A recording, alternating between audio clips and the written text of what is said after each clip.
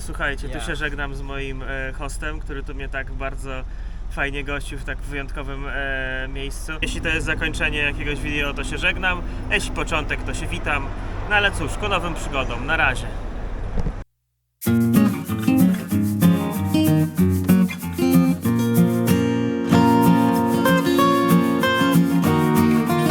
Encantado de conocerte. Tutaj kolejny kierowca, który mnie podwozi. Dostałem, tutaj on jest z jakiejś archidiecezji, prowadzi jakieś misje, nie wiem jak to dobrze przetłumaczyć. Natomiast dostałem od niego taką koszulkę, jaką ma, no i jeszcze taką dobrą szyneczkę z Andaluzji, więc naprawdę nie narzekam. No, mam nadzieję, że dalszy stop będzie szedł równie dobrze. Muchas gracias. Super.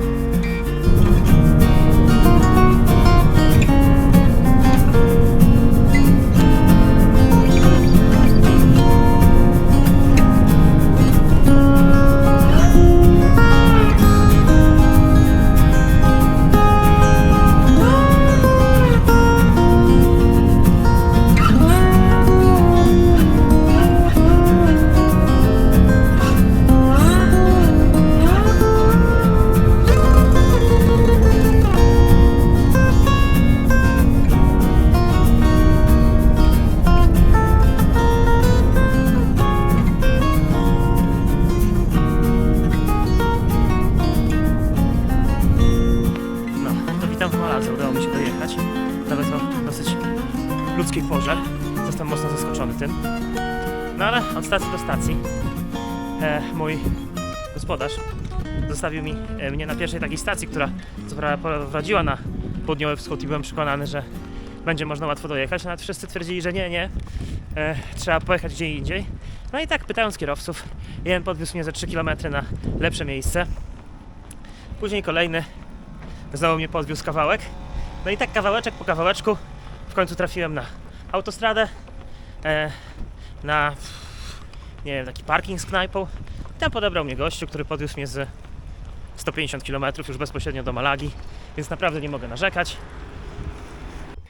No, to witam się dzisiaj takim śniadankiem z wami. Jak mówiłem, udało mi się dojechać do hosta. Zrobiłem zakupy, muszę trochę ponarzekać znowu, bo kurde, droga jest jak jasna cholera. Zrobiłem takie, wiesz, powiedzmy podstawowe zakupy spożywcze, żeby coś mieć na 2 dni i 14 euro to wyniosło. To trochę jest. No to witam na jednym z głównych placów w Maladze. Tutaj, jeśli mnie mapa nie myli, zaraz obok jest katedra. Tak dokładnie tutaj w tym kąciku, tam gdzie jest taka, nawet nie kopuła, ale stożkowaty dach. A ja tutaj pędziłem na Free Walking Tour. Tym razem nie jestem spóźniony. No to cóż, zaczynamy spacer po Maladze. Opowiadali trochę o historii, no ale moim przekleństwem jest to, że ja trochę tą historię znam i szczerze mówiąc, no wiele ciekawych rzeczy tu dla mnie nie było, ale może będą dla was, więc powtórzę. Malaga jest według nich jednym z najstarszych miast w Europie. Została założona 3000 lat temu, nie przez Fenicjan. No i tutaj dopłynęli do Malagi, stwierdzili, że to jest dobry port. No i tu zostali, no i co? Przez całą historię przebijało tu się cała masa państw. Po Fenicjanach byli Kartageńczycy, po Kartageńczykach Rzymianie, po Rzymianach Wizygoci, po Wizygotach Arabowie, po Arabach odbiła to z powrotem Kastylia. No i cóż, no i utworzono Hiszpanię. To tutaj gość opowiadał o tej ulicy. Wzięła się stąd, że generalnie za mną jest port, przede mną jest plac, na którym się spotykaliśmy. Ulica, jak widzicie, jest ładna, jedna z najdroższych. Ma takie zaokrąglenia tutaj. Skąd te zaokrąglenia? Stąd, że tutaj często wieje wiatr i dzięki temu, że są takie okrągłe kąty na tych kamienicach, dużo lepszy jest przepływ powietrza. I tu się ładna rzecz pokazała. Może to jest katedra? Tak? Co rzeczywiście to jest katedra. To takie żółto-czerwono-kolorowe to jest Pałac Biskupów. A tu kolejne wejście do katedry. Zastanawiacie się pewnie, po co pokazuję wam białą ścianę. No to było Muzeum Pablo Picasso, bo uwaga, Pablo Picasso pochodzi z Malagi i tu właśnie było jego muzeum. To takie białe, śmieszne. Czego się dowiedziałem? Picasso to jedno z wielu jego nazwisk, które miał, ale wybrał właśnie Picasso, bo było oryginalne. Pochodziło to od przodków jego matki, którzy dotarli do Malagi z Włoch. No i stwierdzili, że on się będzie przedstawiał Pablo Picasso, po prostu jest ładnie, wyjątkowo i w miarę krótko. Inny ciekawy Malagańczyk to uwaga, Antonio Banderas. Do tej pory mieszka w Maladze i podobnież czasem można go spotkać na ulicy, więc to jak przewodnik zażartował, jak widzicie kogoś, kto wygląda jak Antonio Banderas, tylko że starszy, no to może być właśnie Antonio Banderas. A teraz dochodzimy do jakiegoś zamku. U dołu jest dawny grecki teatr. Oni w ogóle nie wiedzieli do lat 50, do 42, że mają tu taki teatr, bo tu wcześniej, tam gdzie stał ten zieloniutki budynek, o tutaj to była biblioteka i oni, próbując kopać, żeby zorganizować ogród dla tej biblioteki, odkryli przez przypadek ten teatr. No i cóż, odkryli, nie wiedzieli co z nim zrobić, zaczęli kopać dalej, no i odsłoniły się całe takie ruiny. Czemu nie wiedzieli, że go mają?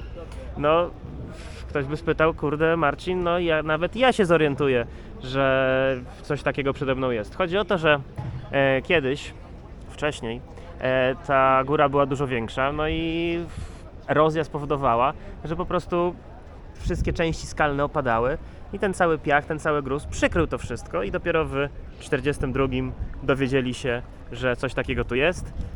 Zaczęli to ogarniać, zburzyli tą bibliotekę, no i podobno to jeszcze ma być jeszcze bardziej odrestaurowane, tak żeby było jeszcze więcej widać, no ale jak to przewodnik powiedział, potrzebują czasu i pieniędzy, coś czuję, że szybciej znajdzie się czas niż pieniądze, żeby to odrestaurować, no ale cóż, trzymam kciuki, wygląda całkiem fajnie, a jest naprawdę bliziutko centrum miasta. Tutaj jeszcze trochę uroczych balkoników. Tutaj znowu ja. Tym razem mieliśmy opowieść o fortecy w Maladze. Tutaj przewodnik przechwalał się, że nigdy nie została zdobyta siłą. Znaczy, generalnie to fortecy to się nie zdobywało siłą, tylko głodem. Tak było też i tym razem, jak opowiadał, że ostatnia bitwa była w 1470 którymś.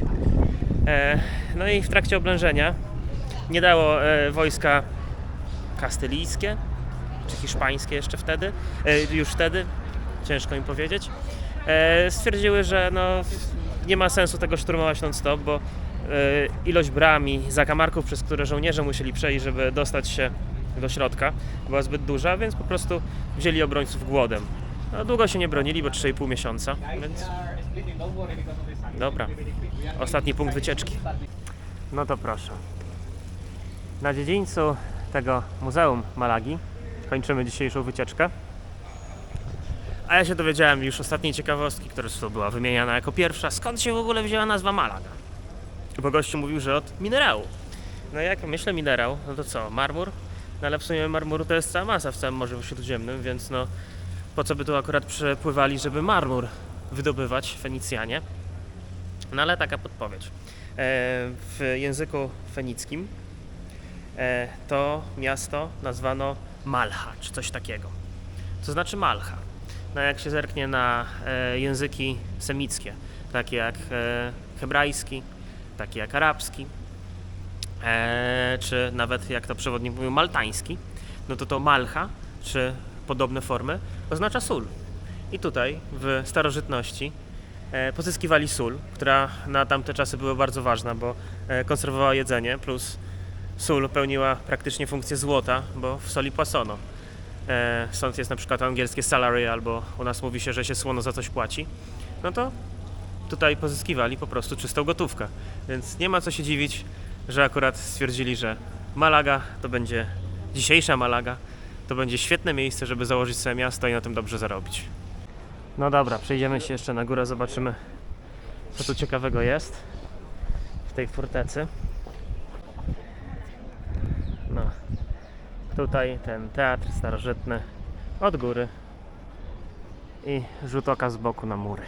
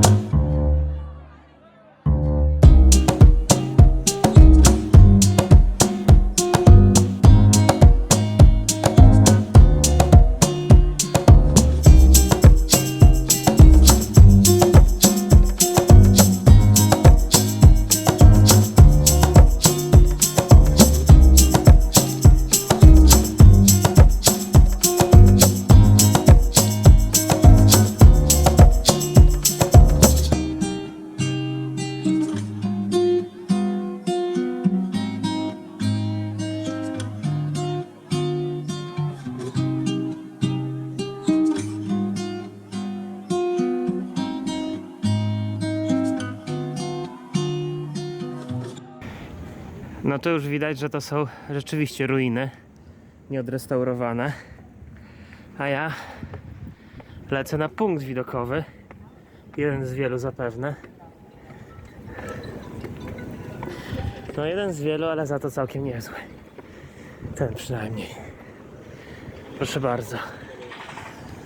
Tutaj mamy jeszcze dalej wejście na zamek. Tam zapewne tor do korridy.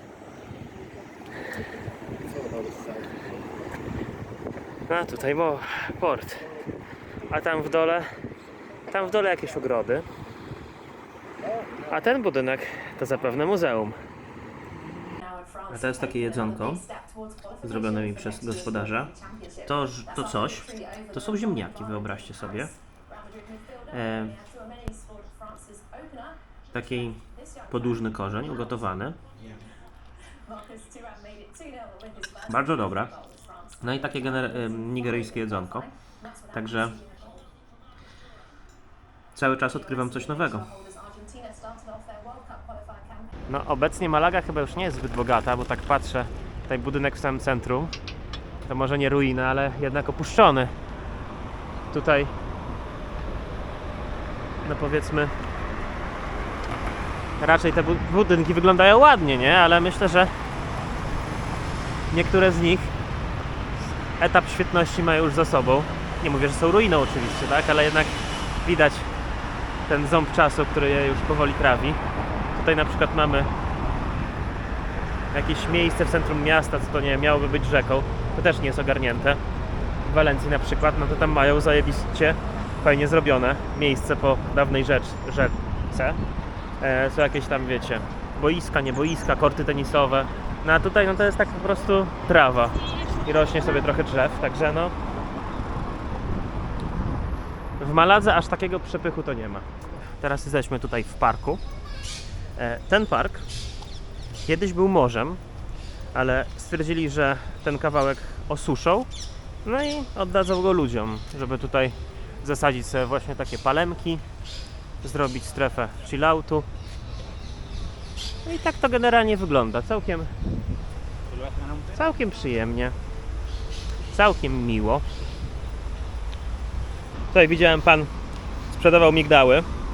Dał mi nawet spróbować. Ja mówię, że dobra, to pan da to. No nie, najpierw niech pan spróbuje. Bardzo miłe. Co to jest, nie mam pojęcia, ale wygląda fajnie. A jeśli chodzi o mnie, i zjadłem i spróbowałem, czy dalej jem w sumie, smakuje.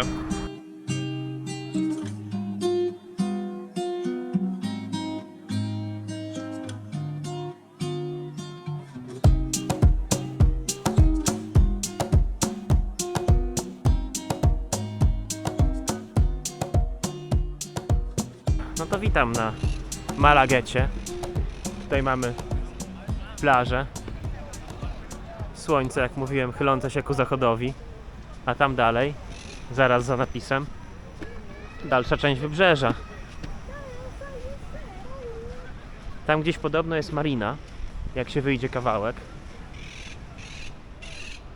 No ale nie widzę, żeby tam było coś, co specjalnie warto odwiedzić. Piasek jest strasznie brudny, wiecie? Jest taki naprawdę czarno-szary. To mogę pokazać. To nie jest kwestia ustawień w kamerze, no ale ten piasek jest naprawdę szaro-czarny. Mimo wszystko jest naprawdę ładnie. Ludzie sobie chillują.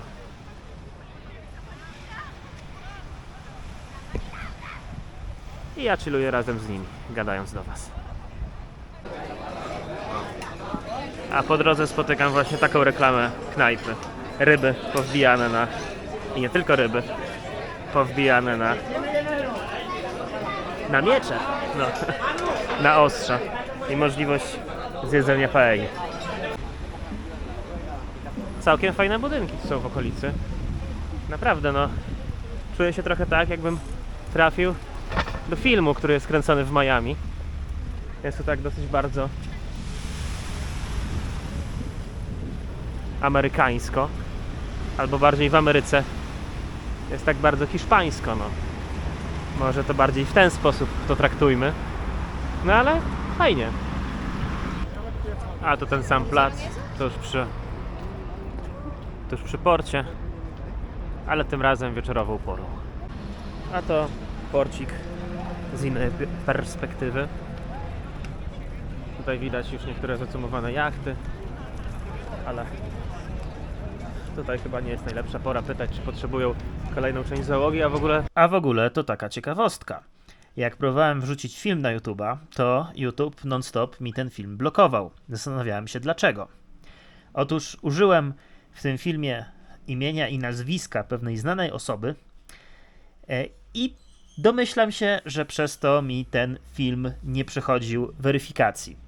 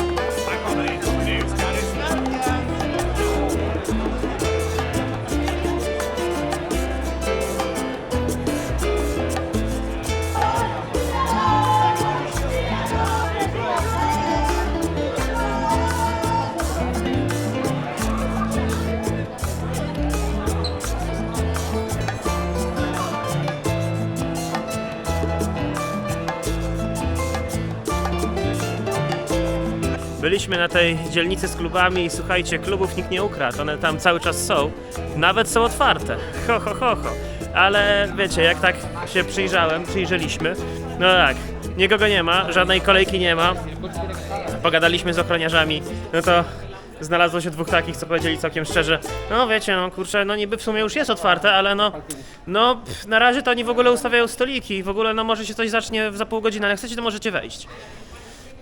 No nie chcemy. Bo w sumie wchodzenie do pustego klubu, jak nie wiesz, czy będzie impreza, czy nie, no to jest niezbyt przemyślane.